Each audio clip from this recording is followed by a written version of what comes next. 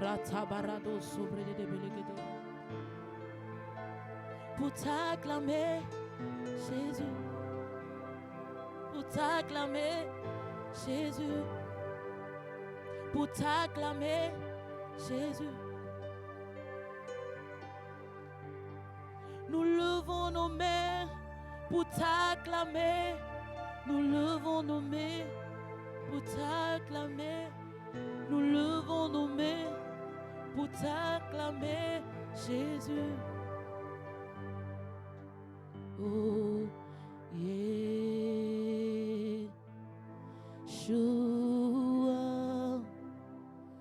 Yeshua.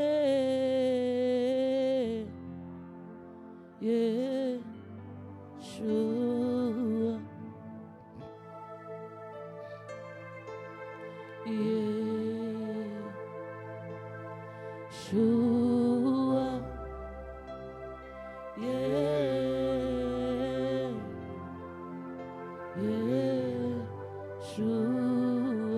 Est-ce que tu peux dire Yeshua avec moi? Oh, Yeshua.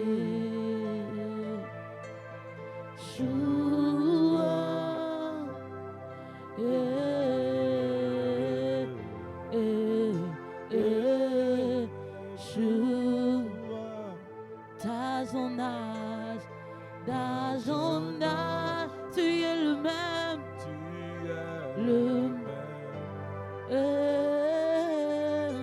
Saint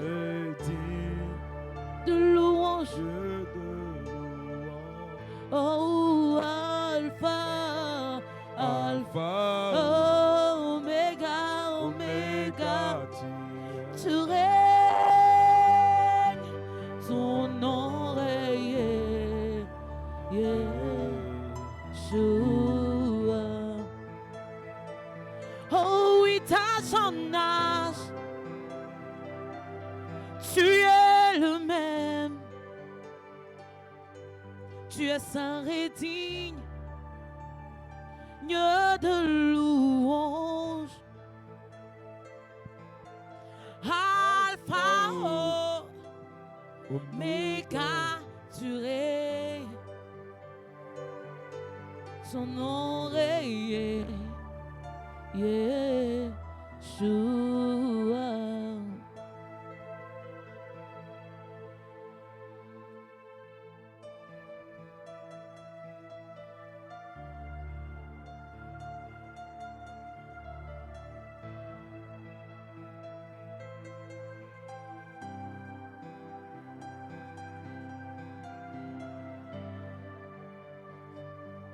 Que ton nom soit sanctifié, que ton règne vienne, que ta volonté soit faite dans nos vies. Que ton nom soit sanctifié, que ton règne vienne, que ta volonté soit faite dans nos vies. Que ton nom soit sanctifié, que ton règne vienne, que ta volonté soit faite dans nos vies. Que ton nom soit sanctifié, que ton règne vienne, que ta volonté soit faite dans nos vies. Que ton nom soit sanctifié, que ton nom soit sanctifié, que ton règne vienne, que ton règne vienne. Oh, que ta volonté soit faite dans nos vies. Oh, que ton nom soit sanctifié, que ton nom soit sanctifié, que ton règne vienne, que ton règne vienne. Ta volonté, que ta volonté soit faite dans nos vies. Que ton règne vienne, que ta volonté soit faite. Rata. Que ton règne vienne. Que ta volonté soit. Oh, que ton règne vienne. Que ton règne vienne. Et que ta volonté soit. Que ton règne vienne dans ce lieu. Que ton règne. Que ta volonté. Que ta volonté soit faite. Yeah, yeah, yeah, yeah. Yeah, yeah, yeah, yeah. Yeah, yeah, yeah, yeah. Yeah. Yeah, yeah, yeah, yeah. Yeah, yeah, yeah, yeah. Yeah, yeah, yeah, yeah. Seigneur, ce soir, je vais t'élever en ce lieu. Nous réclamons ton règne, que ton nom soit sanctifié dans nos vies. Nous prions que ce lieu soit sanctifié, que l'atmosphère soit dégagée, que ta parole soit prêchée dans la droiture, dans la vérité, que nous qui sommes ton peuple soient bénis au travers de cette parole. Permets à ce que nous puissions acquérir de nouvelles connaissances pour ta gloire ce soir, au nom de Jésus-Christ. Amen.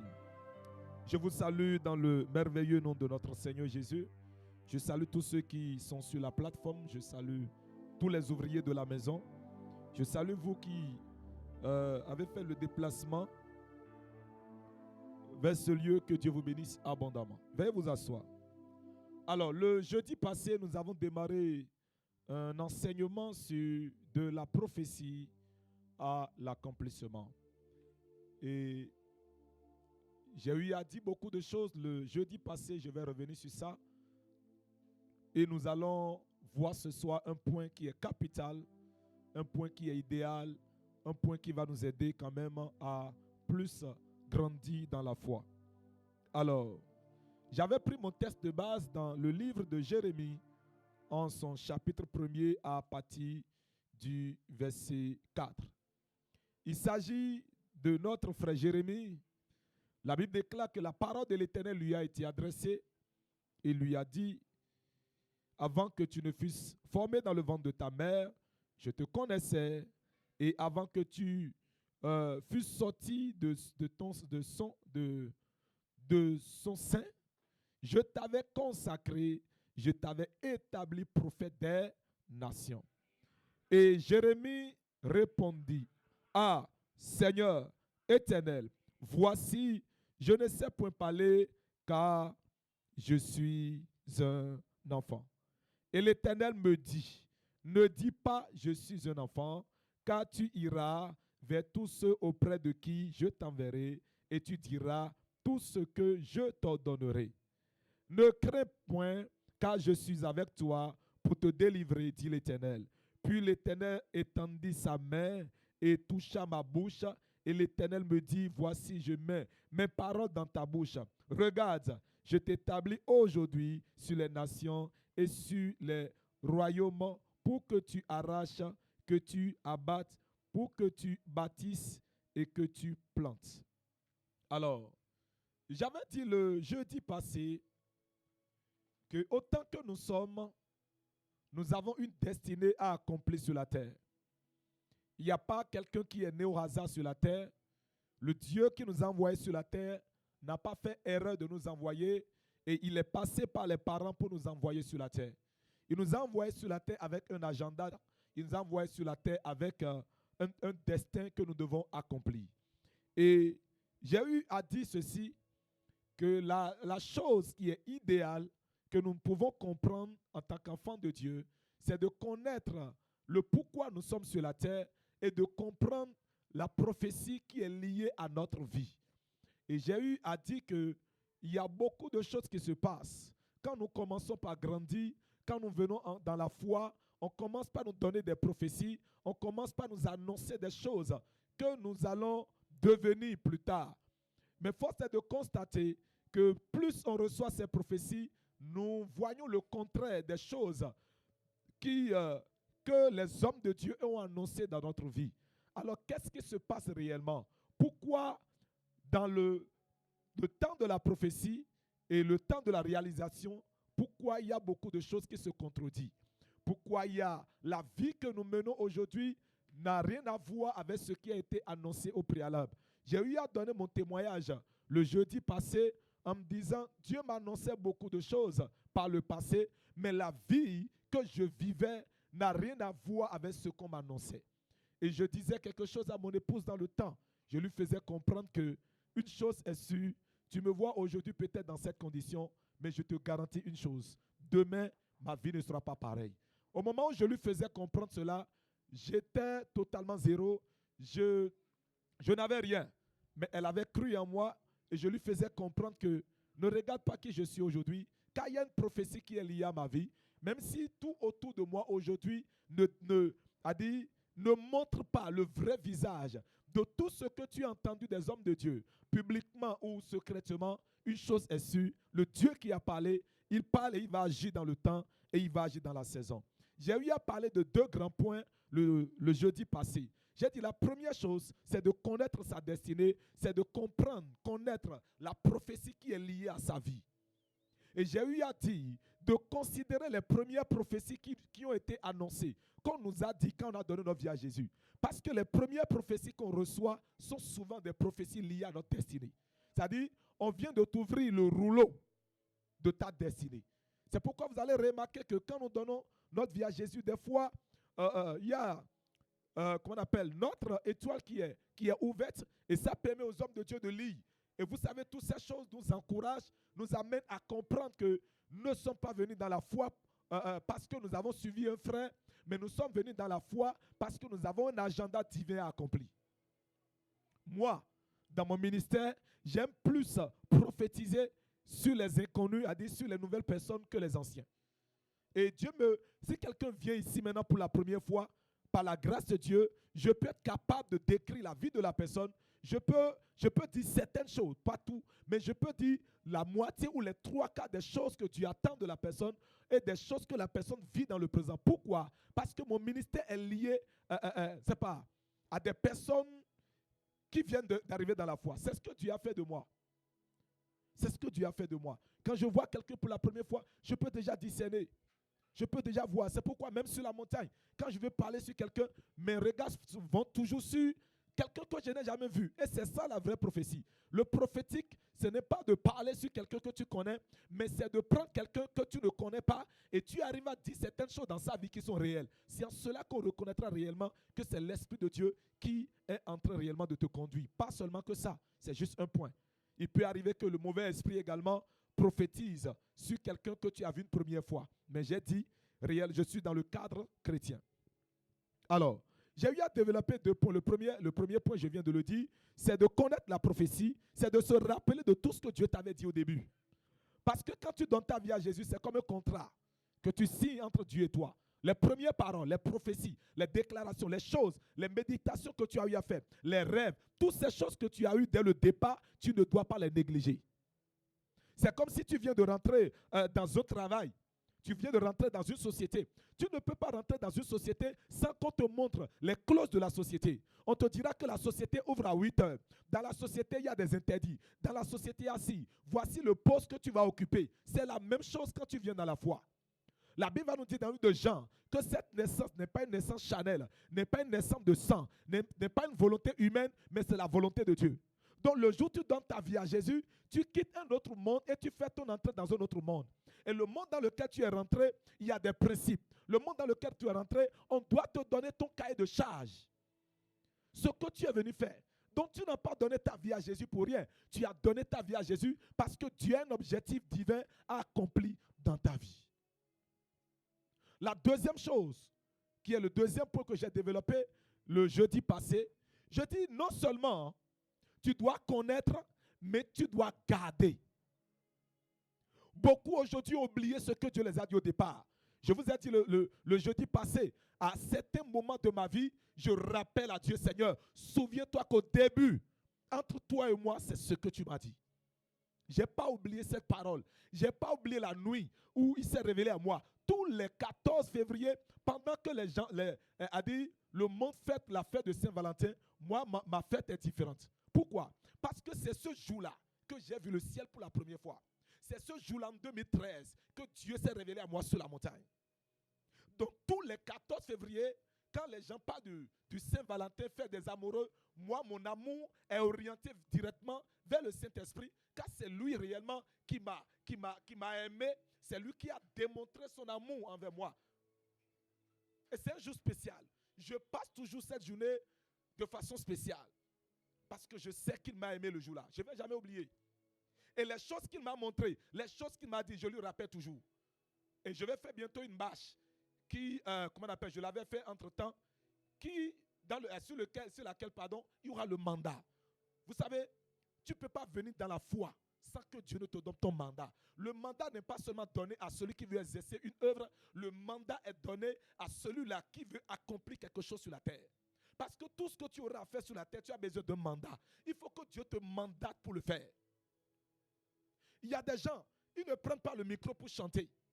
Il y a des gens, ils ne prennent pas, ils ne sont pas prédicateurs, ils ne sont pas chanteurs, ils ne sont rien de tout ça.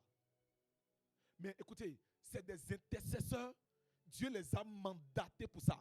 Quand ils intercèdent, Dieu ouvre leurs yeux, Dieu les parle, Dieu les révèle les choses secrètes. Eux, ils ne prennent pas le micro, mais ils sont dans l'ombre et Dieu les utilise puissamment. Ils sont mandatés pour ça. S'ils ne sont pas mandatés, ils ne peuvent pas prendre la charte d'une église, la charte d'une dénomination pour dire qu'ils veulent prier. Vous savez, quand tu décides de prier pour l'église, tu prends la charte de l'église sur la tête. Et si tu n'es pas mandaté sur ça, tu peux vivre des attaques. Vous savez, moi qui suis derrière le bishop depuis plus de 15 ans, je sais de quoi je vous parle. Il y a des attaques quand ça le quitte directement. C'est vers nous ça vient. Quand on le suit comme ça pour aller prêcher ailleurs, si on envoie des attaques, s'il feinte, c'est directement ceux-là qui sont autour de lui. Maintenant, si on n'est pas mandaté, on risque d'être touché par la même flèche. Mais parce qu'on est mandaté, on est élu à rester auprès de lui, la flèche qui lui rate, nous rate aussi. C'est ça ce que le mandat fait. Le mandat te donne une autorité. Le mandat te permet de faire quelque chose de façon légale. Le monde spirituel reconnaît que telle personne est mandatée pour faire telle chose. Est-ce que tu te souviens réellement de ce que Dieu t'a dit au départ? Est-ce que tu as gardé réellement la parole que Dieu te l'avait dit? Si tu as oublié, je te prie, rappelle-toi. Et si tu te rappelles, n'oublie pas, garde. Et il a dit quoi? Il dit c'est une prophétie dont le temps est déjà fixé. Si la prophétie tarde, la Bible n'a pas dit d'oublier. La Bible n'a pas dit d'abandonner. Il dit attends. Comment tu peux attendre quelque chose que tu as oublié? Non, il faudrait que tu gardes. Tu rappelles à Dieu. Seigneur, c'est ce que tu m'as dit. Seigneur, c'est ce que tu m'as montré. Il y a des prières, de vous dire la vérité. Je ne fais pas longue prière. Je vais seulement prendre les propos, les paroles, les prophéties qu'il m'avait dites et je ramène ça. Je dis, papa, voici ce que tu m'as dit. En telle année, tu t'es révélé à moi. Tu m'as dit telle chose, telle chose, telle chose. Est-ce que tu es un menteur? Si tu n'es pas un menteur, alors démontre-moi. Et puisqu'il n'est pas un menteur, un menteur, il se démontre. Je voudrais que tu gardes la parole. Et il y a des gens, vous savez, je vais vous donner ce petit conseil pour 2026. À partir de 2026, je veux dire, vous devez avoir un agenda personnel dénommé agenda prophétique. C'est un agenda où vous laissez ça sur votre hôtel. Cet agenda est réservé uniquement pour les prophéties. Tu viens au culte, on invite un orateur, l'orateur te voit prophétiser sur toi. Tu enregistres, ou bien arrivé à la maison, tu vas revoir la vidéo, ou bien tu vas réécouter si tu avais enregistré, et tu vas les écrire. Écoute-moi bien, Dieu aime ça, et Dieu fonctionne comme ça. Parce que vous savez, même moi-même qui suis ici, la dernière fois j'étais en train de faire une prière, Dieu m'a dit, qu'est-ce que je t'avais dit? Même hier, j'étais en train je me lamentais par quelque chose, j'étais rentré dans la douche, et j'ai entendu la voix du Saint-Esprit qui dit, mais mon fils, quand telle personne avait prophétisé sur toi, qu'est-ce que la personne a dit? Je dis, il dit, mais pourquoi tu t'inquiètes? Je dis, Seigneur, merci. J'ai oublié l'inquiétude. Parce que je demandais, mais Seigneur, pourquoi? Pourquoi trop? Moi seul, j'ai beaucoup de choses. Et je me lamentais par rapport à quelque chose. Je dis, mais Seigneur, pourquoi? Quand je suis rentré dans la douche, souvent Dieu me parle dans la douche. Quand je suis rentré dans la douche, j'ai entendu cette voix. Il dit, mais mon fils, est-ce que tu te rappelles de la prophétie que la dame là t'a donnée? Je dis oui. Il dit, qu'est-ce qu'elle a dit? Je dis, elle a dit ça, elle a dit ça. Il dit, pourquoi tu t'inquiètes? C'est l'accomplissement qui est en train de prendre forme. Pourquoi tu vois ce qui se passe? C'est l'accomplissement qui prend forme. Je dis, Saint-Esprit, je me soumets. Écoutez-moi, si je ne me suis pas rappelé, ou si je n'ai pas entendu la voix, je vais continuer à me lamenter.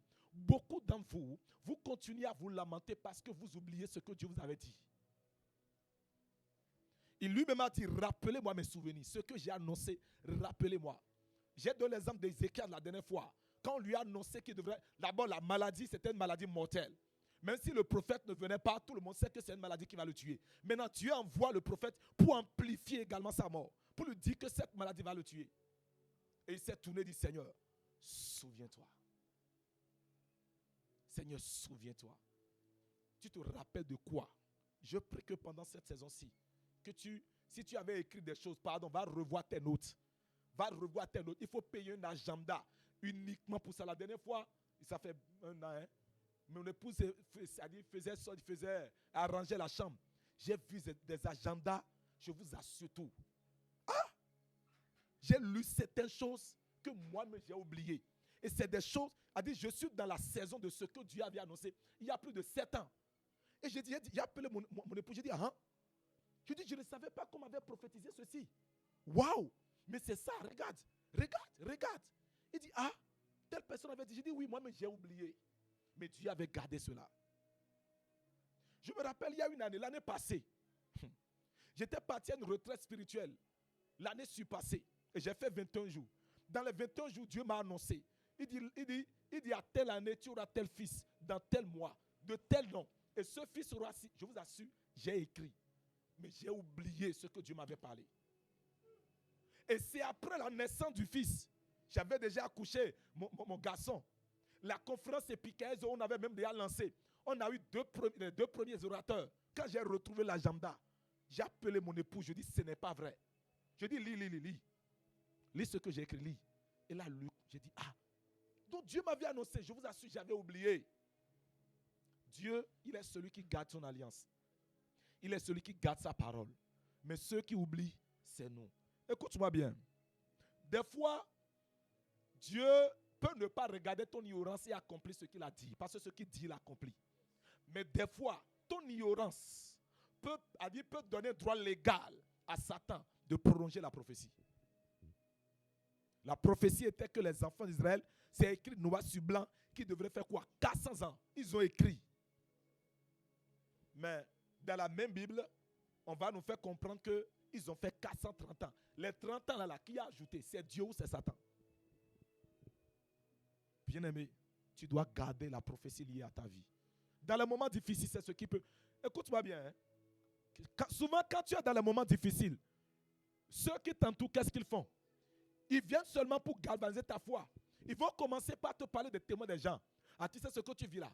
J'ai un frère, j'ai une soeur. La Bible a dit, ils vont commencer par prendre des témoignages des gens qui ont déjà dépassé le niveau où tu es.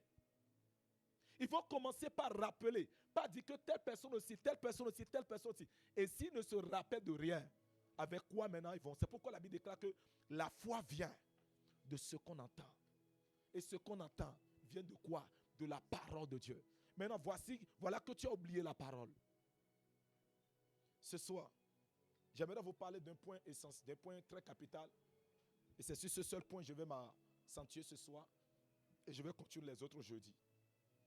Quand Jérémie a reçu la prophétie, la première chose dit quoi? Il dit, je suis un enfant. Jérémie se voyait petit face à ce que Dieu lui dit. Il dit, je suis un enfant. Il dit, tais-toi. Moi, je te vois en tant que grand prophète des nations, mais toi, tu te vois en tant que petit. L'une des choses que nous faisons en tant que chrétiens, c'est de mépriser notre identité. Notre vraie identité, qui nous sommes. Quelle est notre identité en Christ? Jérémie lui a dit, moi je suis un enfant. Hein. Non, je suis un enfant. Et Dieu l'a reprimandé. Il dit, jamais, ne dis pas que tu es un enfant. Écoutez-moi bien. Dieu ne lui a même pas demandé la permission. Il dit, tu iras là où je vais t'envoyer. Il dit, ah Seigneur, l'Éternel dit, ne dis pas, je suis un enfant. Car tu iras vers tous. Regardez, hein, il ne lui a même pas demandé encore une autre question. Il dit, quand tu iras vers tous ceux auprès de qui je t'enverrai, et tu diras tout ce que je t'ordonnerai. Regardez, la Bible va nous dire qu'après ces paroles, Dieu va toucher la bouche de quoi? De Jérémie, pour lui dire, à partir d'aujourd'hui, je t'établis. Normalement, le travail commence. Mais quelque chose va se passer quand nous lisons Jérémie chapitre 15. Je voudrais que nous puissions aller là-bas rapidement. Jérémie chapitre 15. Jérémie chapitre 15. À partir de verset 10. Le même Jérémie à qui... Verset 10. Ok, merci. Le même Jérémie qui a reçu... Écoutez, là où notre frère est, et puis, c'est comme... Quelle autorité? Bon, je vais aller un peu plus haut. C'est comme en Bénéhim. On l'a invité ici. Et puis, voit notre frère dit, ah, toi, vraiment, tu es un grand homme de Dieu. Hein? Tu es un puissant homme de Dieu. Alors que le gars joue piano. Il dit, tu sais que tu es un grand de Dieu. S'il va respecter l'homme de Dieu, il va lui dire oui. Mais en réalité, est-ce que lui-même reconnaît qui il est? Et il va lui dire, maintenant, tu sais, à partir d'aujourd'hui, là, tu iras à Dubaï. Peut-être qu'il n'a même pas un passeport. Et l'homme de Dieu vient maintenant pour lui dire maintenant qu'il ira à tel endroit, il ira à tel endroit. Il prend l'huile, il dit, aujourd'hui, je t'établis. C'est-à-dire, à partir d'aujourd'hui, tu deviens prophète. Regardez ce qui s'est passé. Écoutez, ceux qui sont ici, j'imagine quand dans ce genre de prophétie, on acclame. Je suis sûr qu'après le culte là, même ceux qui ne le respectaient pas, le jour là, ils vont s'agenouiller pour dire, oh, Magoula, prie pour grand prophète, prie pour moi. Pourquoi? Parce qu'il vient de recevoir quelque chose. À partir de ce moment, son identité change. Même ceux-là qui le voyaient en tant que simple pianiste, ils vont commencer par lui remettre quoi? Sa tête. Pourquoi? Parce que lui aussi a reçu quelque chose sur sa tête qui lui permet d'épater les autres têtes. Et son identité change. Et le même Jérémie, regardez, Jérémie 15, le même Jérémie, il dit, malheur à moi, ma mère, de ce que tu m'as fait naître, de ce que tu m'as fait naître, homme de disputes et de querelles pour tout le pays. Je n'emprunte ni ne prête, et cependant, tous me maudissent. Tous me maudissent. Il a dit quoi? Jérémie a commencé. Il y a un point sur lequel je parlerai le jeudi prochain. Ne ratez pas. Écoute-moi bien. Je l'ai annoncé plusieurs fois. Quand tu annonces une prophétie, la souffrance derrière ça. Si tu ne passes pas par là, prophétie ne va pas s'accomplir. Il n'y a pas prophétie sans souffrance. Il doit avoir forcément quelque chose. Et tu diras, on m'a annoncé. Et après cela, j'ai vécu. Mais aujourd'hui, regardez dans la Bible, tous ceux qui ont reçu des prophéties, ils ont eu des temps d'épreuve. Et c'est après ces temps d'épreuve que la prophétie s'est accomplie. Verset 11, s'il te plaît. Il dit quoi? Éternel dit, certes, tu auras un avenir. Regardez, hein? Regardez. Tout à l'heure, dit quoi? Il dit, il va plus loin pour maudire le jour de sa naissance. Maudit quoi? Il dit, il maudit sa main. Mais regardez ce qu'il dit. L'Éternel dit, certes. Quand on dit certes, là, ça veut dire quoi? Quand je parle, il dit certes, là, ça veut dire quoi? Il dit, quand flaner, c'est ça, non? Il dit, quand il va traduire en goût, c'est ça, non? Quand flan. Vous voyez comment on dit la chose? Il dit, quand il te parle, il dit certes. Voilà, bien vrai. C'est-à-dire, quand on dit bien vrai là, il y a quelque chose qui est un peu, c'est comme en contradiction. C'est vrai, par exemple, tu m'as demandé de me prêter ton portable. Tu m'as demandé de me prêter mon portable. Et j'ai dit ok, d'accord. Mais il n'était pas donné le ok de prendre le portable. Tu as pris le portable. Et je te dis, bien vrai, tu m'as demandé de te prêter mon portable. Mais, ça dit quoi? Il y a une contradiction. Et il dit quoi? Il dit, certes, tu auras un avenir heureux. Certes, je forcerai l'ennemi à t'adresser quoi? Ces supplications. Maintenant, regardez. Il dit, autant du malheur et autant de la détresse. Est-ce qu'au départ, lui et puis Dieu là, ils avaient parlé de détresse dedans? Est-ce qu'ils avaient parlé de malheur dedans? Le gars se retrouve au niveau de chapitre 15 dans la souffrance et Dieu va lui adresser cette parole pour lui dire, certes, tu auras un lendemain meilleur. Or, c'est toi qui as dit sous tous les toits qu'il est prophète des nations, il doit parcourir toutes les villes et autres. Maintenant, le gars vient, maintenant tu lui dis que certes, tu auras un lendemain meilleur et je vais obliger tes oppresseurs de venir te supplier et puis, a dit, au temps de la détresse. Est-ce que toi et moi on avait parlé de temps de la détresse? Écoutez-moi bien. Entre la prophétie et l'accomplissement, il y a toujours un temps de détresse. C'est inévitable. Si quelqu'un vous dit le contraire, il a menti. C'est inévitable. Jésus devrait être le roi des gloires. Regardez comment la naissance est extraordinaire. Samson, tous ces grands-là dans la Bible, Élie, Élisée, eux tous. Mais ils sont passés par des épreuves. Élisée, avant de prendre le manteau, il a fallu qu'il a suivi le maître. Il dit mon gars, je ne t'abandonnerai pas. Écoute-moi bien, ce que tu veux dans la vie est possible, mais la vie ne te donnera pas ce que tu veux. Il faut passer par les lois, les souffrances, le brisement, tout un protocole avant que le dit de Dieu s'accomplisse sur ta vie. Après, je parlerai des temps de la prophétie. Il y a 3 temps que nous devons observer. Ta prophétie peut être dans l'un de ces temps. Mais je te parle des processus par lesquels tu passeras. Si tu as des prophéties, aujourd'hui tu vis une vie contraire à cette prophétie, écoute-moi, il y a des choses que tu dois comprendre. Vas-y, verset 12. Le fer, brisera-t-il le fer du septentrion de l'airain? Vas-y. Je livre gratuitement au pillage tes biens. Je veux que tout le monde lise ça. Je livre gratuitement au pillage tes quoi? Et tes à cause de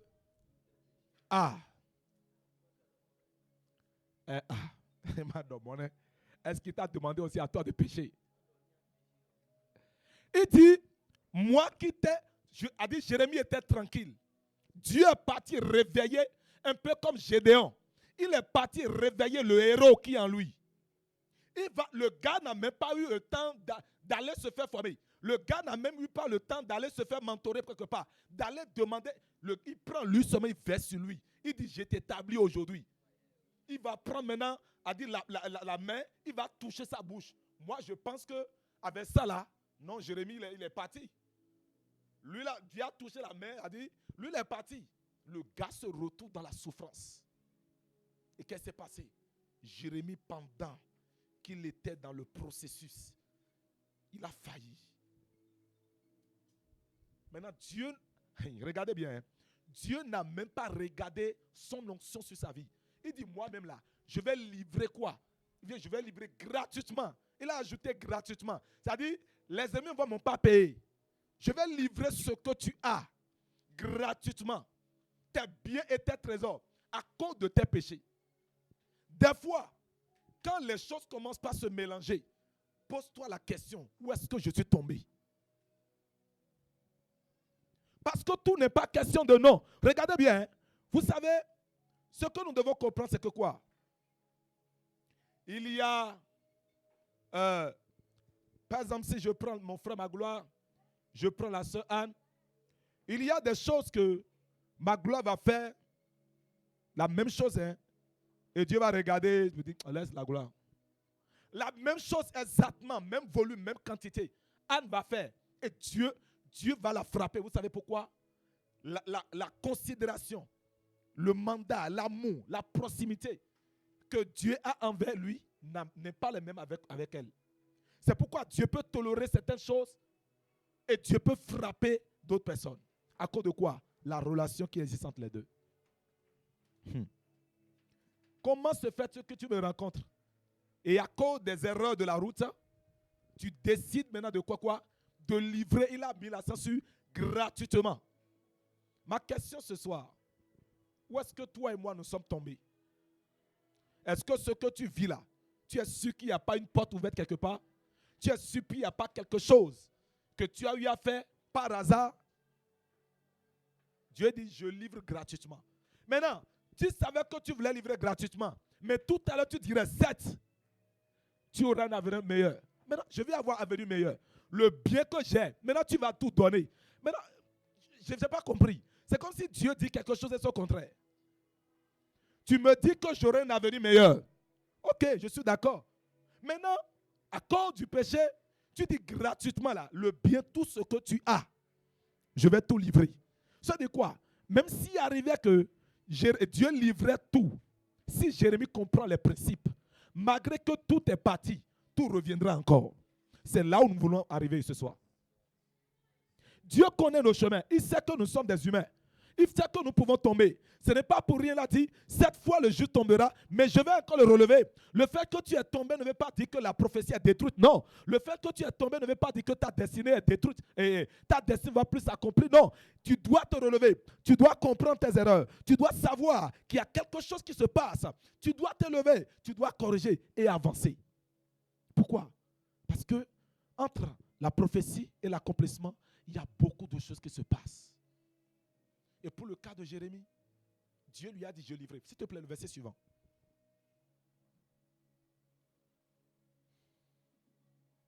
Ok, 14.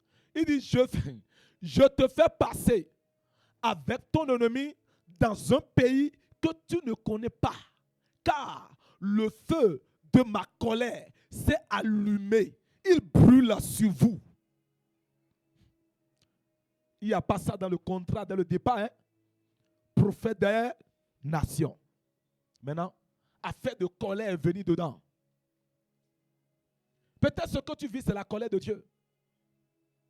Mais j'implore la miséricorde et la grâce de Dieu sur chacun de nous ce soir. Il dit, car le feu et ma colère s'est enflammé. Il brûle sur vous. Vas-y, s'il te plaît.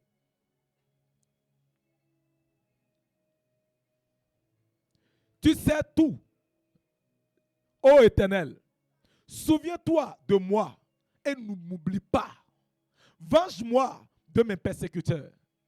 Ne m'enlève pas tandis que tu te moques, tu te montres lent à la colère. Sache que je supporte l'opprobre à cause de... Parce que j'étais tranquille que tu m'as appelé. Écoute-moi bien. Hein? Là où la chose devient importante, c'est que quoi? Sans aucune information, tes combats sont moins. Mais lorsqu'on commence par t'annoncer ta destinée, les combats commencent par se révéler. Lorsque tu te lèves pour accomplir, le combat commence encore par par s'intensifier. Lorsque tu commences par marcher, ça s'intensifie encore. Jérémie a accepté, non? Et les combats de la route ont commencé. Vas-y.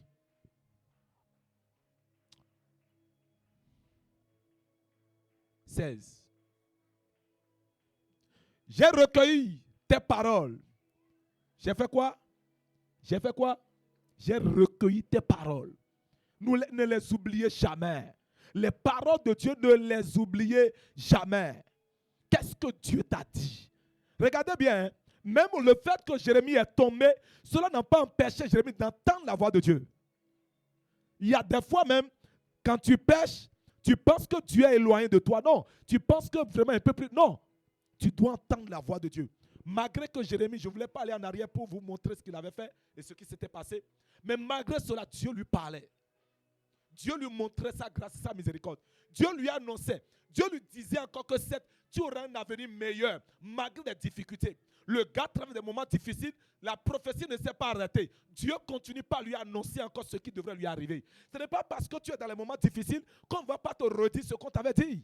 On te redit ce qu'on doit dire parce que tu es sur la bonne voie. Ce n'est pas l'erreur d'aujourd'hui qui va voter la destinée. Ce n'est pas la souffrance d'aujourd'hui qui va arrêter la destinée. Non. Mais il y a des choses que tu dois comprendre. J'ai recueilli tes paroles et je les ai dévorées. Tes paroles ont fait la joie et l'allégresse de mon cœur. Écoute-moi bien. Tu dois entendre la voix de Dieu dans cette situation dans laquelle tu es.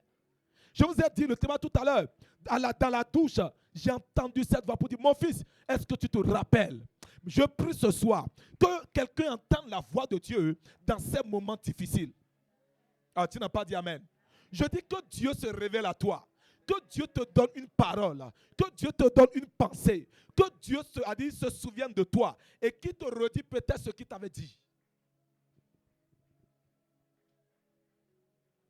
car ton nom est invoqué sur moi, l'Éternel des armées. Les gens, vous savez, Jérémie est venu à un niveau où tout le monde le connaît déjà. Des fois, tu vas t'amener à un niveau où toi-même, quand on va te demander de retourner dans le monde, tu vas dire non. Parce que les démons que tu avais chassés, ils t'attendent. Donc, dis maintenant que tu vas faire marche en arrière. Toi-même, là, c'est que tu veux vendre gratuitement ta vie, à dire ton âme au diable. Tu ne peux plus. Dieu permet, il t'amène à un niveau où, d'abord, quand tu viens dans la foi, il te donne sucrerie. Il va te donner coca. Tu vas boire. Il va te donner hamburger. Il va te donner chocolat. Il va te donner, comment on appelle, shawarma. Tu vas dire, la foi a dit, la foi est bonne, hein? Il va t'amener à un niveau. C'est ce que qu'on appelle les petits de l'aigle là. Les aiglons, non. Qu'on les appelle, c'est les aiglons, non. Il va dire, l'aigle va aller dans les attitudes supérieures. Il va prendre maintenant ses enfants. Il va les laisser pour les apprendre à voler. S'il voit qu'il veut tomber, il les prend encore. Il les laisse pour les apprendre à voler. Donc, Dieu t'amène à un niveau de maturité et il t'amène dans les épreuves. Et ce sont ces épreuves maintenant qui vont te former. Allons-y, 17.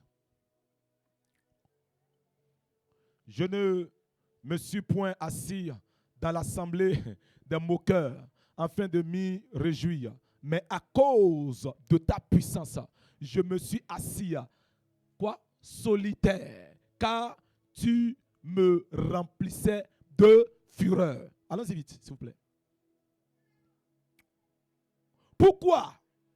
C'est là que la vraie question a commencé. Regardez, il dit pourquoi ma souffrance est-elle continuelle? Écoutez-moi bien. Comment se fait-il que Dieu va se révéler au gars?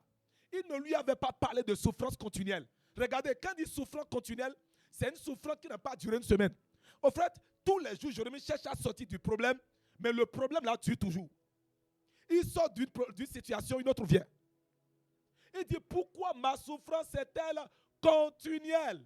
Il va poser la question à Dieu. À des moments donnés, ne fais pas de combat, posez des questions à Dieu pour comprendre. Il dit pourquoi ma souffrance est-elle continuelle? Un grand prophète des nations, oint par Dieu, depuis quoi le ventre de sa mère, établi juridiquement. Il vient maintenant dire maintenant que pourquoi ma souffrance est-elle continuelle? Ah oui, il devrait poser cette question parce que ce n'est pas ce que tu m'as dit. Tu as dit que tu m'as envoyé, tu ne m'as pas parlé de souffrance. Si Dieu lui parlait de souffrance, il a dit, mon gars, laisse-moi là où je suis. Il ne lui a pas parlé de ça. Et Gédéon, même chose. Même chose. Tous les prophètes là, même chose. Élie, c'est Jézabel. Lui voit, s'il entend Jézabel ici, oh, tu vas le voir maintenant à votre trou. Jézabel, quand tu dis Jé là, lui qui invoquait feu dit, si je suis prophète, je suis homme de Dieu, que le feu descende sur vous, devant une femme. Quand on entend Jé là, avant qu'on le dise Jézabel là, il est déjà sur la montagne. Et regardez, à cause de cette femme là, il va dire, Seigneur, tue-moi. Vous imaginez un prophète qui a fait des exploits, mais devant la femme, il demande la mort. Il veut que Dieu puisse le tuer. Dieu dit non, mon gars, ça fait partie. Je ne t'avais pas dit ça au départ, non. Ok. Au lieu tu vois femme et tu cours. Il y a des épreuves dans le ministère. Il y a des épreuves dans l'accomplissement de ta destinée. Et quand ces épreuves arrivent, mon frère, ma soeur, tu dois savoir les attitudes que tu dois tenir. Dieu n'a pas changé. Non, Dieu est le même. Les choses que tu es en train de vivre en ce moment, c'est des choses qui te poussent vers la gloire. Et tu dois avoir l'attitude qu'il faut pour supporter. Il dit, tous ceux qui vont supporter, ils auront quoi? Une couronne. Certes, ce n'est pas facile ce que je dis, mais nous avons besoin du soutien du Saint-Esprit. Regardez bien. Il dit, pourquoi ma plaie est-elle douloureuse? Donc Jérémie avait une plaie, un grand prophète. Il avait une plaie et la plaie était douloureuse. Et il va dire quoi? Il ne veut pas être se guérir. Chaque année, la même chose, même requête, même problème, même chose, continuelle, douloureuse. Un grand prophète. Dieu ne lui a pas annoncé rien de ces choses, mais dans le processus, il a vécu ces choses. Qu'est-ce que tu vis aujourd'hui? Qu'est-ce que tu vis aujourd'hui? Il y a des fois même, quand on revient sur la même prophétie, on dit, oh, mon frère, il faut laisser. Pourquoi? Parce qu'on a subi beaucoup de choses. Le cœur saigne. Le corps est fatigué. On se demande, mais où est le Dieu qui m'avait parlé? Il est toujours d'actualité jusqu'à aujourd'hui. Oui, il est toujours d'actualité. Il dit, seras-tu pour moi comme une source trompeuse? Vous savez ce qu'on appelle source trompeuse? C'est-à-dire, Jérémie, dans un premier temps, avait pris Dieu comme appui. Donc, vous savez, je vous assure, il fut un moment dans ma vie, je vous dis devant Dieu, j'ai douté de l'existence de Dieu. Je vous dis la vérité. J'ai commencé par me rappeler la parole de mon professeur de philo, qui me disait dans le temps que Dieu n'existe pas, que c'est la nature. Parce que la souffrance était venue à un niveau où, je dis jamais, s'il y avait un Dieu là, jamais. Je vous dis la vérité, j'avais douté de Dieu. Je venais à l'église, tout ce que les pasteurs prêchent là, ça ne rentrait pas ici, ça sortait. Je dis, il n'y a pas un Dieu là. Non, il n'y a aucun Dieu. Je doutais de l'existence de Dieu. Frère, il peut arriver, mais Dieu existe. Il va le dire, seras-tu pour moi une source trompeuse? Il va ajouter quoi? Une eau dont on n'est pas sûr. Une eau. Ou bien c'est ça, non? Comme une source trompeuse, comme une eau dont on n'est pas sûr. A dit, assisa béton, bien de aïe, non? Assure. A dit, assisa aïe. Tu es réellement Dieu? Est-ce que tu es réellement Dieu? Ok, vas-y s'il te plaît. Verset suivant. Regardez, maintenant Dieu veut parler. Il dit, c'est pourquoi, ainsi parle l'Éternel, ma prière. Je veux que Dieu te parle, que Dieu me parle. Écoutez, dans les moments difficiles, ce qui te maintient, c'est la parole de Dieu. C'est la voix que tu entends. Je te dis la vérité. Il dit, c'est pourquoi, ainsi parle l'Éternel. Si tu te rattaches à moi, quand pas de rattacher, c'est-à-dire entre-temps, quand toi et moi on avait commencé, à un moment donné, tu t'es déconnecté. Il dit, si tu te rattaches à moi. Donc Jérémie était attaché avec Dieu, mais à un moment donné, il y a des choses qui se sont produites et il s'est déconnecté. Ma prière, c'est que nous ne sommes pas déconnectés de Dieu. Nous pouvons être à l'église, nous pouvons être serviteurs de Dieu, nous pouvons être chantres, nous pouvons être, c'est pas ouvrier ou quoi que ce soit, sans pour ne pas être connectés avec Dieu. Il dit si. On ne l'a pas ôté la prophétie. Hein. On ne lui a jamais dit que tu ne seras pas prophète. Hein. Juste là. Il dit la seule chose, si tu te rattaches à Dieu, peut-être quelque chose ce soir, la seule chose dont la personne a besoin, c'est de revenir vers Dieu. C'est de considérer la première voie. C'est de revenir vers la source. C'est de revenir vers la source. Revenir vers Dieu. Il dit si tu te rattaches à moi. Deuxième chose, je te répondrai. Ma question. Donc depuis tout ce temps que Jérémie criait, Dieu ne le répondait pas. Donc ça veut dire que la condition pour que Dieu puisse répondre, c'est que Jérémie devrait se rattacher. Ça dit quoi? Refaire l'alliance. Revenir sur l'alliance. Revenir sur les clauses de l'alliance. Revenir. Quelqu'un doit revenir. Il y a quelqu'un qui doit revenir. Dieu t'appelle. Peut-être c'est à moi-même Dieu parle. Nous devons revenir à la source. Et il dit encore quoi? Il dit, je te répondrai et tu te tiendras devant moi. Ma question, Jérémie, était où? Et tu te tiendras devant moi. Maintenant, c'est toi qui es parti voir le gars. Maintenant, tu dis, et tu te tiendras devant moi. En réalité, quand Dieu cherche Jérémie dans la présence de Dieu, Dieu ne voyait pas Jérémie. Jérémie était absent. Mais il était toujours prophète. Mais absent. Tu te tiendras devant moi. Tu te tiendras dans ma présence. Je te verrai et tu me verras. Il va dire quoi encore? Il dit, ce qui m'importe dans ce verset, il dit quoi? Si tu sépares ce qui est précieux de ce qui est vil, là, ça m'a choqué. Il dit, tu seras comme. Mais au départ, il lui avait dit quoi? Qu'il est prophète. Quand on dit prophète, c'est quoi? La bouche de Dieu. Maintenant, il dit, si tu sépares ce qui est précieux de ce qui est vil, tu seras maintenant comme ma bouche. C'est-à-dire que, donc depuis là, Jérémie n'a même pas encore commencé le ministère. Tout ce qu'il subissait là, c'est des coups élémentaires. Les coups de la vie pour le préparer. Mais au début, il avait entendu des paroles mielleuses. Il a oué le gars. Le gars est content. Il est parti à la maison. Il dit, à partir d'aujourd'hui, ne m'appelez plus frère Jérémie. Appelez-moi désormais prophète des nations. Et tout le monde dans la ville, tout le monde dans le quartier, prophète des nations. Voilà prophète des nations. Dieu va lui dire, si tu ne sais pas ce qui est précieux de ce qui est vil, il dit, tu seras comme ma bouche. Je laisse le reste, je finis le verset par là. Ce que j'ai compris, c'est que simplement, Jérémie, sur le chemin, a perdu sa vraie identité. Et en 15 minutes, je vais parler ce soir de ta vraie identité. Dans le moment difficile, rappelle-toi de qui tu es. Qu'est-ce que a dit, tu es qui? Qui es-tu? Qu'est-ce que Dieu a dit de toi? Qu'est-ce que la Bible a dit de toi? Parce que si tu perds ton identité dans les moments difficiles, tu prendras une identité qui n'est pas la tienne. Je te dis la vérité.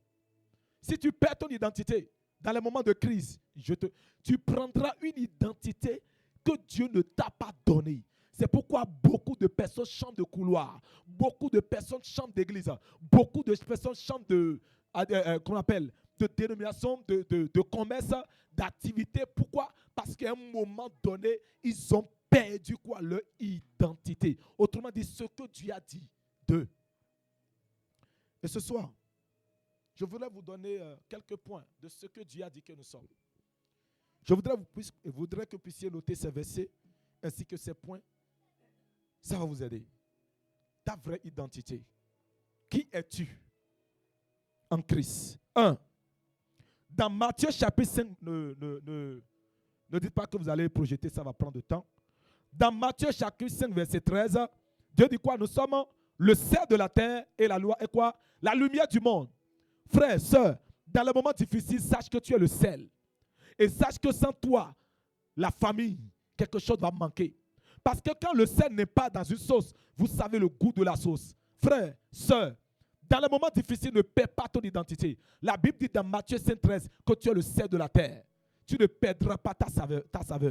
Ce n'est pas parce que tu vis dans les moments difficiles que tu n'es plus sel. Non, tu demeures le sel. Rappelle-toi toujours que du Seigneur, quel que soit ce que je vis, quel que soit ce que je traverse, tu as dit de moi que je suis quoi? Le sel de la terre et la lumière du monde. Je ne dois pas perdre mon éclat. Je ne dois pas perdre ma lumière, quelle que soit l'obscurité qui m'entoure. C'est pourquoi Isaïe 60 va me dire, il dit, lève-toi, lève-toi, lève-toi, sois éclairé, car toi la lumière arrive. Il dit, les ténèbres couvrent toute la terre. Mais sur toi, pourquoi? Parce que la Bible a dit que je suis. C'est parce que je suis qu'on me demande de me lever pour prier. C'est parce que je suis qu'on me rappelle mon identité. C'est parce que je suis qu'on me demande non, tu ne dois pas demeurer dans les ténèbres. C'est parce que je suis qu'on va dire que les ténèbres couvrent toute la terre. Mais le je suis, mon identité qui est la lumière, n'a pas perdu, mais règne toujours. Qui es-tu? Deuxième chose. Matthieu chapitre 5, verset 14. La Bible dit quoi? Nous sommes la lumière, je viens de le dire. Troisième chose, qui suis-je? Jean chapitre 1, le verset 12. Je suis un enfant de Dieu. Je suis un enfant de Dieu. Bien-aimé, ne permets à rien de te faire comprendre que Dieu n'est plus ton enfant. Dieu t'a abandonné. Est-ce que Dieu a ton temps? Dieu ne répond plus. Non. Non, tu es un enfant de Dieu. Tu es un enfant de Dieu. Jean chapitre 1, verset 12.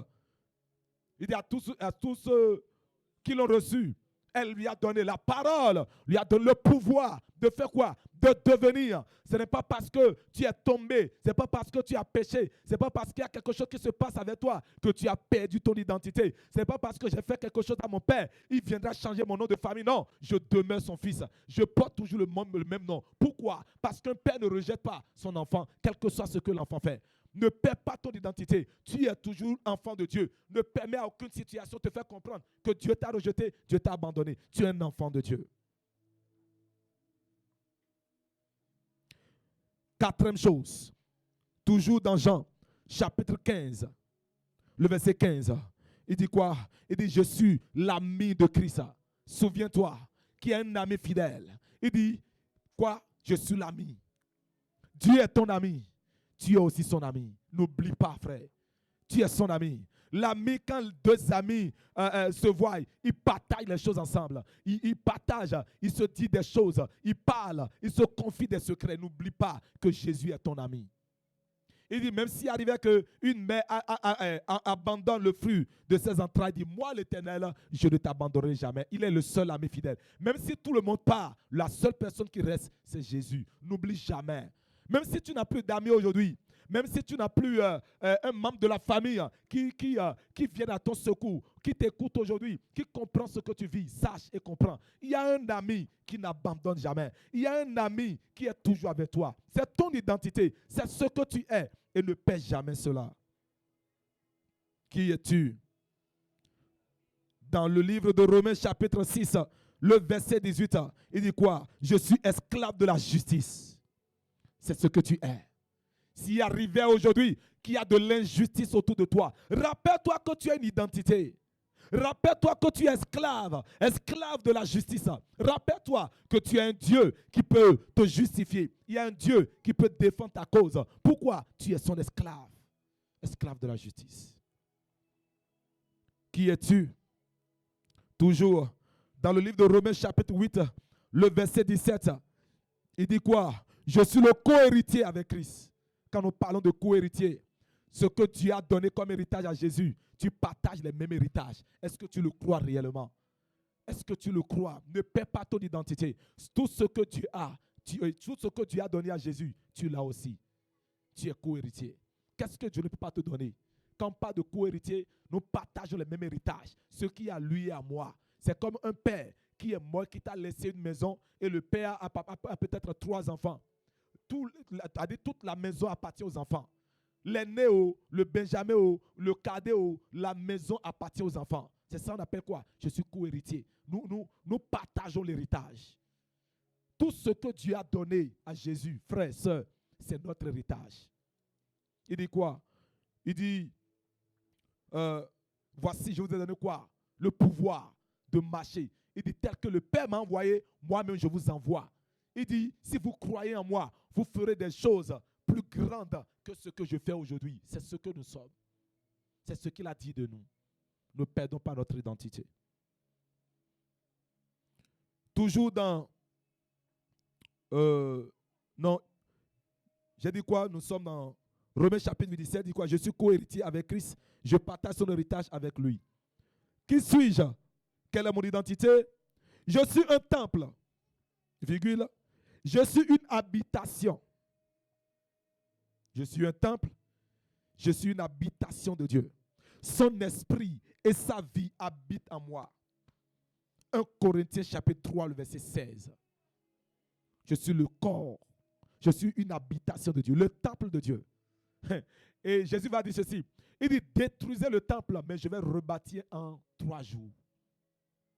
N'oublie pas que tu es le temple de Dieu. Et écoute-moi bien, Dieu ne peut pas négliger son temple. La Bible déclare que dans le temple de Dieu, tout crie gloire. Si aujourd'hui tout autour de toi ne crie pas gloire, cela ne veut pas dire que le temple de Dieu a été modifié. C'est parce que les choses sont sur le point de crier gloire que les choses sont en train de tourner comme ça. Tout va crier gloire dans ta vie, bien. Parce que tu es le temple de Dieu. N'oublie jamais cela. Tu es le temple de Dieu. Vous pouvez noter également 1 Corinthiens chapitre 6, 19. Quel est notre identifié? Qui suis-je? Qu'est-ce que la Bible dit de nous? Quand nous lisons 1 Corinthiens chapitre 12, le verset 27. 1 Corinthiens chapitre 12, verset 27. Et le livre d'Éphésiens chapitre 5, le verset 30. 1 Corinthiens chapitre 12, verset 27. Éphésiens chapitre 5, verset 30. Qu'est-ce que Dieu dit que nous sommes? Je suis quoi? Je suis un membre du corps du Christ.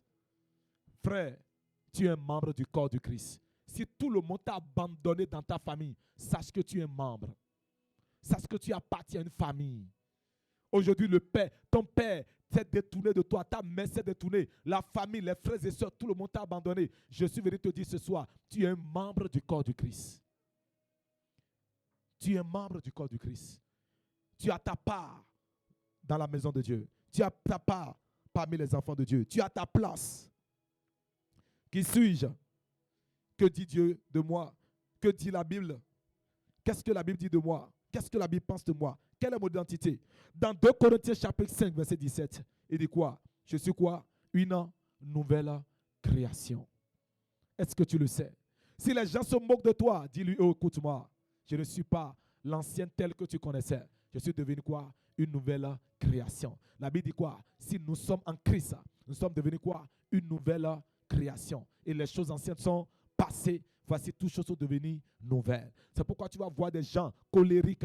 Les gens, ils sont bagarreux. Ils ont des caractères dans le monde, mais ils viennent dans la foi. Et le Saint-Esprit les transforme. Il dit, waouh, je connaissais le monsieur il y a des années. Mais qu'est-ce qui s'est passé? Il y a eu quoi? Une transformation. Pourquoi? Parce que désormais, son identité a changé. Il est devenu quoi? Une nouvelle création. N'oublie pas que tu n'es pas créé pour souffrir. Tu n'es pas créé pour vivre la situation que tu vis. Mais c'est une phase transitoire. Ça va prendre fin.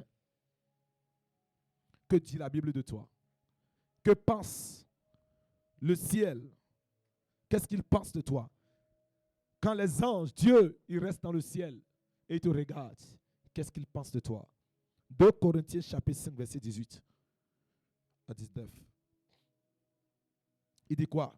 Je suis réconcilié avec Dieu et j'ai un ministère de quoi? De la réconciliation. C'est ce que tu es. Il faut savoir que, regardez bien, malgré que Jérémie a commis de péchés, Dieu lui parle. Parce que quoi? Jérémie s'est réconcilié avec Dieu. Il peut arriver que le père se fâche, mais ne veut pas dire que le père change l'identité du fils. Je peux me fâcher contre mes enfants, mais je ne peux pas prendre le acte de naissance pour changer leur nom, parce que je me suis fâché contre eux. N'oublie pas que tu es réconcilié. Dieu a rompu le contrat qui existe entre toi et Lucifer, entre toi et le diable. Et un nouveau contrat a été écrit, a été rédigé. Ce contrat, c'est que quoi? Tu es réconcilié avec Christ. Entre-temps, nous étions tous, nous étions des pécheurs. On était privés de la gloire de Dieu. Mais quand Jésus est venu, il nous a fait quoi? Il nous a réconciliés avec le Père. N'oublie pas que c'est ton identité. Est-ce que ça évolue? Qu'est-ce que Dieu dit que tu es? Dans le livre de Éphésiens chapitre 1, le verset 1. Éphésiens chapitre 1, écrivez 1 Corinthiens 1, 2. Éphésiens 1, 1 Corinthiens 1, 2. Philippiens 1, verset 1. Colossiens 1, 2. Non, Éphésiens chapitre 1, verset 1. 1 Corinthiens chapitre 1, verset 2. Autant pour moi. Éphésiens chapitre 1, 1. 1 Corinthiens chapitre 1, le verset 2. Et après, Philippiens 1, 1. Et Colossiens 1, 2. Qu'est-ce que la Bible dit que nous sommes? Je suis quoi? Un saint. Est-ce que tu le crois? Dieu dit que tu es un saint. C'est pourquoi la Bible a dit quoi? Il n'y a pas de condamnation. Ne permets pas que le monde te condamne. Tu es un saint. Quand je parle de sainteté, je parle de sainteté grâce au sang de l'agneau. Tu es juste pas parce que tu ne commets pas d'erreur. Tu es juste parce que le sang de Jésus t'a justifié. Et la Bible te dit quoi? Tu es un saint. Dis à ton frère, tu es un saint. Dis à ton frère, tu es un saint. C'est pourquoi il va dire, il dit, quand les saints, la Bible nous appelle quoi? Des saints. Même ceux qui sont morts et qui sont dans la foi, Dieu les appelle quoi? Les saints. Tu es un saint. Ne permets pas au monde de te dire le contraire. Toi là, tu es vraiment le diable. Non, je ne suis pas le diable, je suis un saint. Ne permets à personne de te dire le contraire. Si tu connais ton identité, rien ne peut t'ébranler. Parce que quel que soit ce qui viendra, il suffit juste que tu te rappelles de qui tu es et tu te calmes. Qui tu es? Éphésiens chapitre 2, verset 10. Éphésiens chapitre 2, le verset 10. Je suis l'ouvrage, l'œuvre de Dieu, né de nouveau en Christ pour accomplir une œuvre. Est-ce que tu le crois? Est-ce que tu crois que tu es l'ouvrage de Dieu? Est-ce que tu es créé, tu sais que tu es créé à l'image de Dieu? Est-ce que tu es créé, tu sais que tu es créé à sa ressemblance? Est-ce que tu sais que tu ressembles à Dieu? Dis à quelqu'un, même mon nez qui est gros là, je ressemble à Dieu avec ça. Même ma tête qui est grosse que tu insultes là, c'est pas grave, je ressemble à Dieu. Même ma bouche qui est grande comme ça là, hein, je suis créé à son image. Même si la création est à l'esprit, il y a déjà une formation. Dieu a formé l'homme. Donc, je suis à l'image de Dieu. Donc, n'oubliez jamais que tu es quoi? L'ouvrage, l'œuvre de Dieu, né de nouveau en Christ pour faire quoi? Pour accomplir une œuvre. Tu n'es pas né tu n'es pas né pour être racoleur. Tu es né pour accomplir quoi? Une œuvre. Quand quelqu'un va t'insulter désormais, dis c'est parce que tu ne connais pas qui je suis. Mon nez que tu insultes là, ma bouche que tu insultes là, en réalité c'est la boue de Dieu. C'est comme ça Dieu aussi est. Mon pied qui est long que tu as dit là, c'est pas grave. Dieu aussi c'est comme ça il est. Le fait que je suis mince là, c'est pas grave. Lui aussi il est comme ça. La Bible dit quoi? Tel il est. Ou bien c'est moi qui tel il est. Maintenant pourquoi tu m'insultes? Tu m'insultes, tu insultes mon créateur alors. Si je suis grosse, c'est parce que Dieu aussi est gros. Si je suis mince, c'est parce que Dieu aussi est mince. Tel il est, tel je suis. Et si je suis court, le gars aussi il est court. Tel il est, tel nous sommes. Écoutez-moi bien. Vous savez, quand tu connais ces choses-là, même si le frère t'insulte, vraiment le frère m'a insulté que je suis court. Et bon, je ne vais plus venir à l'église. Non, tu ne connais pas qui tu es. Si tu connaissais qui tu es, tu vas dire, je suis court. Oh, je ressemble à mon papa. Pourquoi? Parce qu'il a dit quoi? Tel il est, tel je suis. Si tu peux connaître ton identité, les petites querelles, les trucs comme ça, tu vas les abandonner. Ceux qui ne connaissent pas leur identité, c'est eux qui, comment on appelle, qui se laissent emporter par le vent. Qui tu es? Je suis en train de finir, je ne pourrai pas tout vous donner ce soir. Éphésiens chapitre 3, verset 1. Éphésiens chapitre 3, verset 1. Et Éphésiens chapitre 4, le verset 1 aussi. Éphésiens 3, 1. Éphésiens 4, 1. Il dit quoi? Je suis un prisonnier de Christ.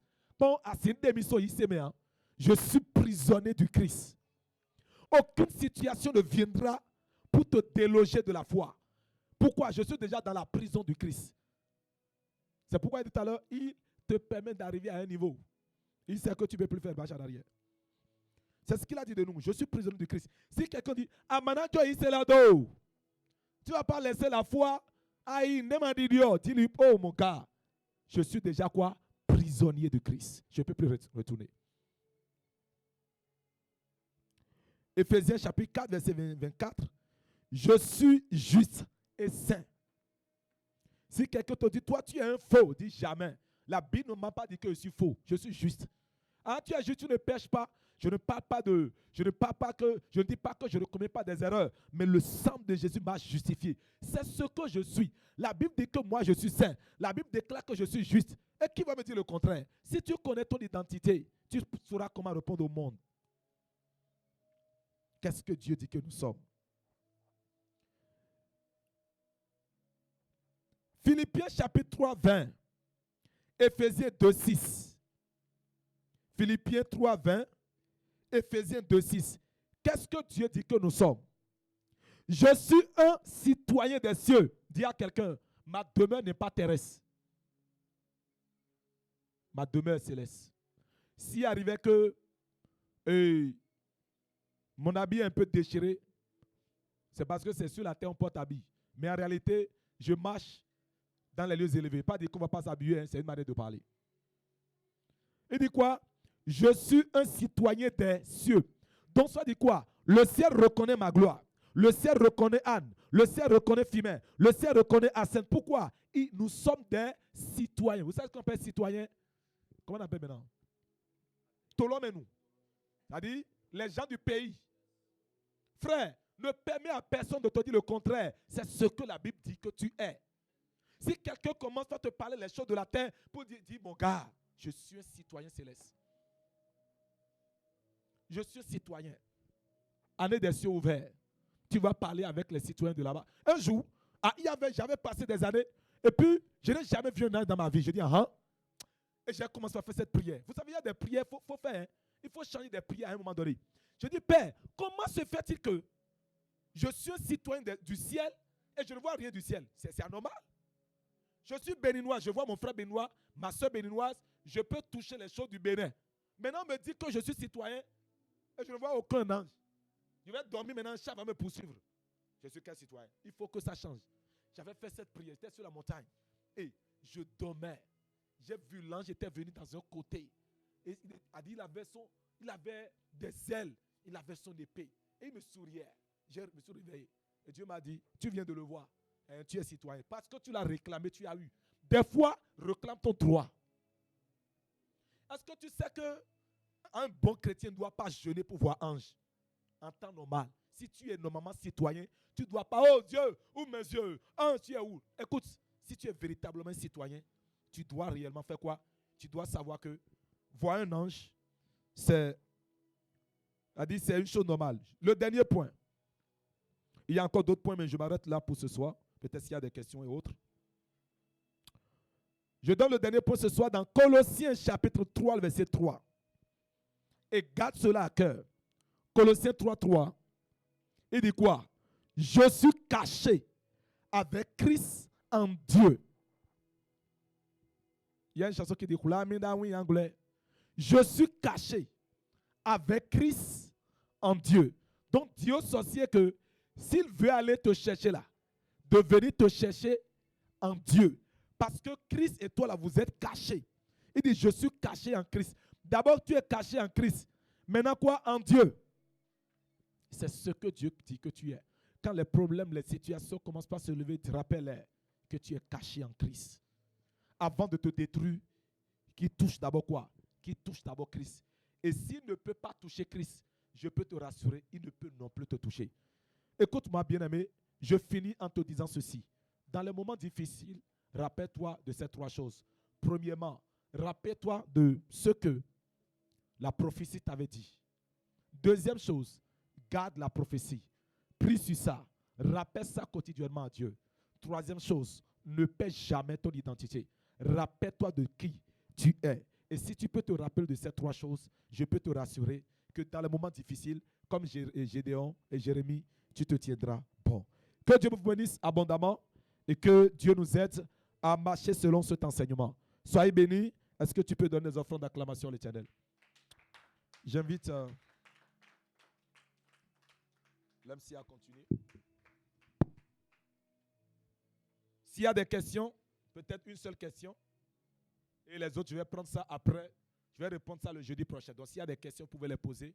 À cause du temps, je vais juste répondre à une seule question. Et le jeudi prochain, je vais prendre les autres questions. Est-ce qu'il y a une question? Quelqu'un a une question par rapport à l'enseignement? Rapidement, il y a une question. Que ça soit en ligne ou en présentiel. Vous avez une question? Ici, est-ce qu'il y a une question ici? De ce côté? Pas de question? De ce côté? Est-ce qu'il y a de questions? Ok, il n'y a pas de questions. Alors, on va faire les offrandes. Je conduis le reste.